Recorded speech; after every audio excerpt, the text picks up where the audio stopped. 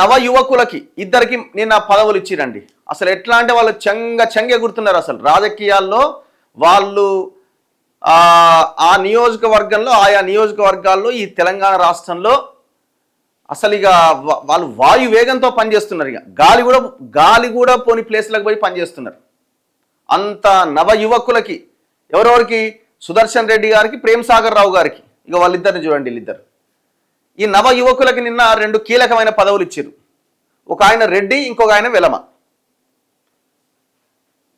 వీళ్ళిద్దరు చూశారు కదా. అసలు వీళ్ళు ఇప్పుడే 25 ఏళ్ళు 26 బర్త్డే వీళ్ళకు. 25 ఏళ్ళు 26 మొన్ననే 26 బర్త్డే చేసుకున్నారు వీళ్ళు. ఇంతటి నవ యువకులకి ముఖ్యమంత్రి గారు, రాహుల్ గాంధీ గారు ఇద్దరు కలిసి వీళ్ళకి పదవులు కట్టబెట్టారు.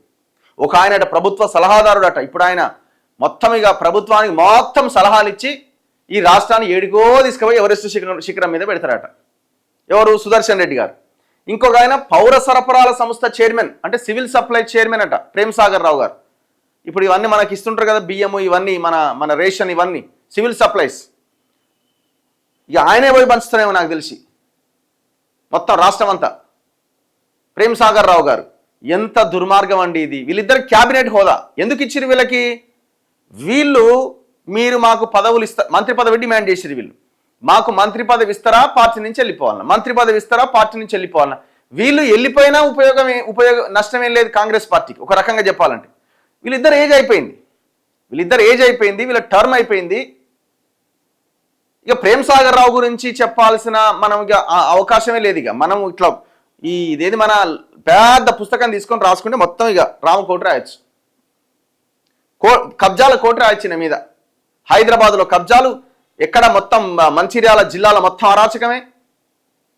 విషయం ఏంటంటే ఈయన మొన్నటిదాకా ఏజీ ఆసుపత్రిలో బెడ్ మీద ఉన్నాడు. ఎవరు? ప్రేమ్ సాగర్ రావు గారు. ఆయన మంచిగా ఉండాలని మేము కోరుకుంటున్నాం. మళ్ళీ ఆయన మంచి ఆరోగ్యవంతుడై ప్రజల మధ్య ఉండాలని మేము కోరుకుంటున్నాం. కానీ ఆయన ఏజ్ రీత్యా, ఆయనకున్నటువంటి ప్రాబ్లమ్స్ రీత్యా ఆయన ఏజీ హాస్పిటల్లో మొన్నటి వరకు బెడ్ మీద చాలా సీరియస్ కండిషన్లో ఉండే. మరి ఇప్పుడు ఆయన ఏజీలోనే ఉన్నాడా, కేరళకు తీసుకుపోయినా ఏదో అంటున్నారు. మరి ఆయన అంత క్యూర్ అయిన తర్వాతనైనా బాగున్నాడు అని అనుకున్నప్పుడు అన్ని ఇవ్వచ్చుగా. ఒకసారి చాలా మందికి లీడర్లకు తెలుసు ప్రేమ్ సాగర్ రావు ప్రెజెన్స్. సామాన్య జనానికి ఆయన నిజంగానే హాస్పిటల్లో ఉండని తెలియకపోయి ఉండొచ్చాం. ఆ మంచిర్యాల నియోజకవర్గ ప్రజలకు తెలిసి ఉండొచ్చు.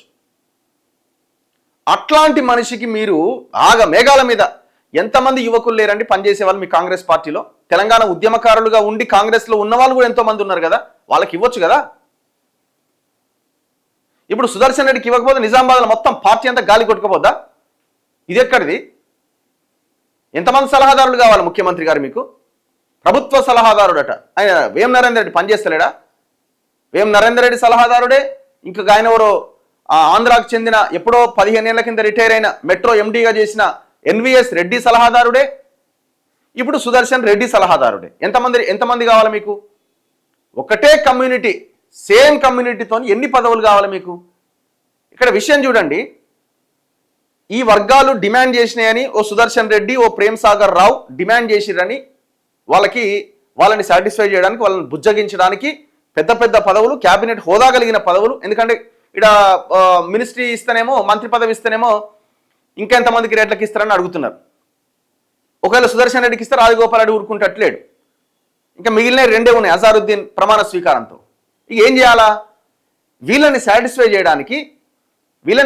చేయడానికి ఇగో ఈ క్యాబినెట్ హోదాతో కూడిన ఈ పదవులను కట్టబెట్టారు. ఈ దుర్మార్గం ఆయన ఆలోచన కాదా? మీ పార్టీలో ఉన్న వాళ్ళు మీ మీద దుమ్మెత్తి పోస్తారు కదా. ఇగో నేను వచ్చినటువంటి ఆర్డర్ ఇది. ఎక్కడ?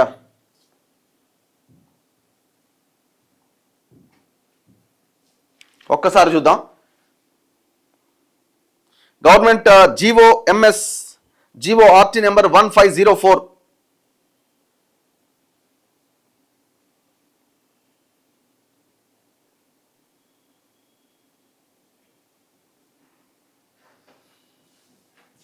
చూడండి ఒకసారి.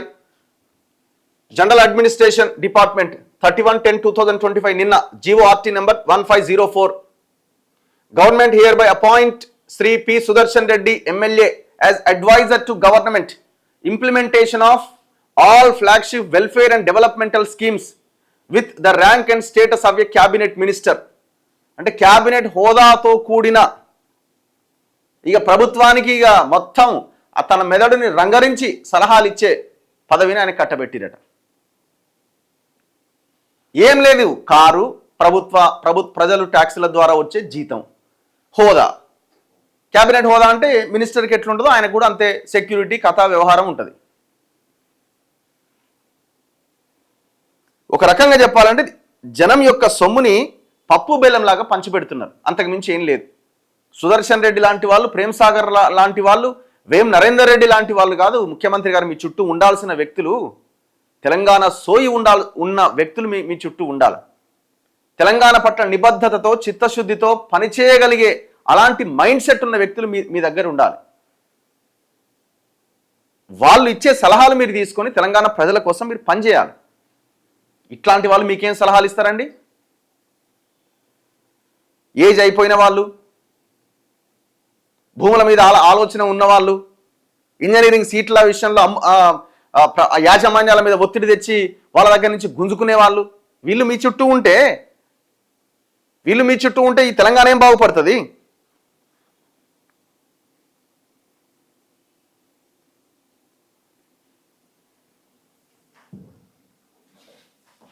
ఇది చూడండి, ఇది ఇంకొక ఆర్డర్, GORT 1503 నిన్ననే వచ్చింది. ఇది కూడా government hereby appoint Shri K Prem Sagar Rao MLA as chairperson of Telangana state civil supplies corporation limited with the status of cabinet minister.